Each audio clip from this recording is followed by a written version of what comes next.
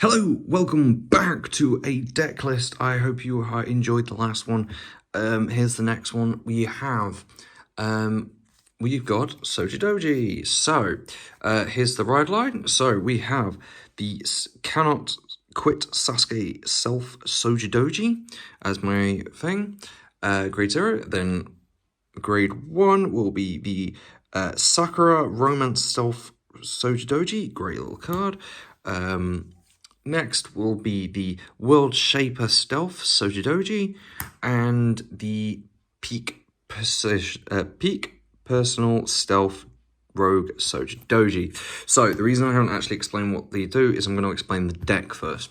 So the deck is all about putting stealth units into the bind zone and gaining those effects, as well as basically going through your deck so quickly that all of your that's left in your deck is basically triggers, and you'll see you'll see later how it all works. But basically, it just chews through your deck, and you will get through a lot of triggers. Anyway, let's get onto the deck. So we're gonna do something a little different. We're gonna start off by we play 4 of the perfect guards, the Escort Stealth Dragon.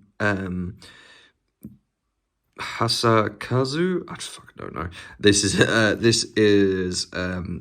4 guards, simple, easy, what you kind of need. Next I play the cute little Stealth Fiend Folktale. A lot of these cards are going to be stealth themed as you gain the effects of stealth units.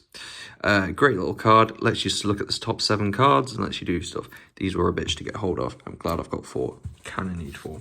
Next, I play 4 of the Stealth Dragon Fushimoko. I think that's how you pronounce it. If I'm pronouncing that wrong, I'm very sorry. If your opponent has 4 more cards, this card gets 2k and 5k respectively, and you get more with 8 or more. Great little 1 cost. And the next one will be this little dude. If there's a unit placed in the rear guard by hand, you get to do stuff. I'm not going to explain it. I'm just telling you what cards to get. So this is Stealth Fiend Kumara? Yeah. Oh, this is all Dragon Empire, by the way. I've just thrown all that way. Dragon Empire all the way, so you know, people who know the game better than me. Now we go on to my grade 2s. So we play 2 more of the World Seeker Stealth. It's useful just to have an extra couple copies. They do come up.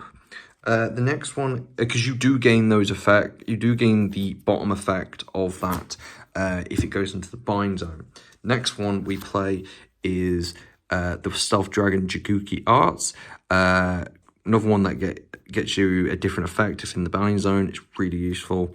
I say that a lot about my cards. They're really useful. All cards should be useful. Next, I play Stealth Dragon Hirama. He's the newest addition to the deck, mostly put in due to deck size. Oh yeah, I probably should have put that in the other one. This is a new deck limit, so 50 cards. Very useful to have. Anyway, we'll go on to the grade 3s now. We play 3 of the Persona Stealth Dragon Shojodoji. Again, really useful to have the effect go off in the bind zone. What it does is it allows you to get extra and call stuff to the rear guard.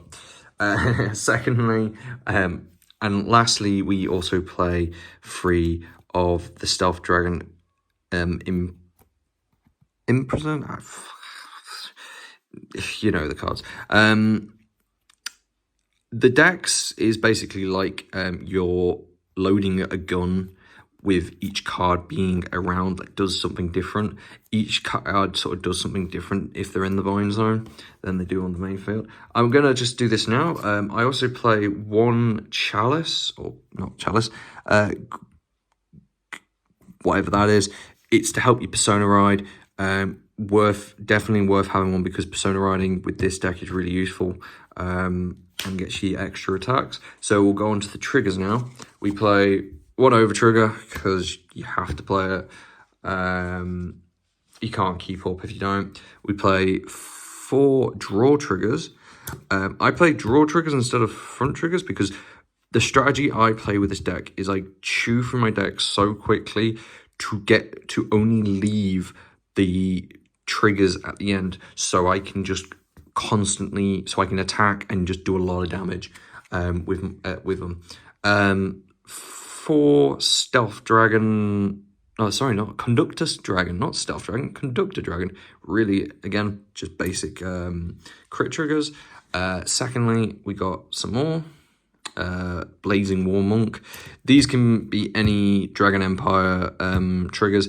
Again, there might be some new ones out by the time you watch this, but hey, you choose what you want to do. And last but not least, we play the White Light Dragon, Parasan heal triggers. You need them, kind of need them.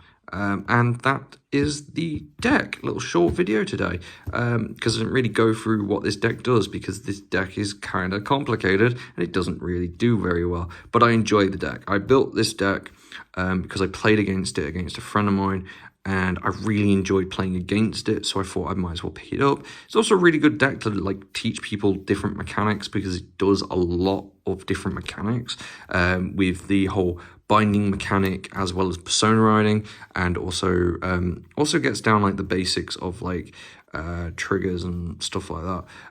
If you're starting to play the game, I wouldn't recommend this deck.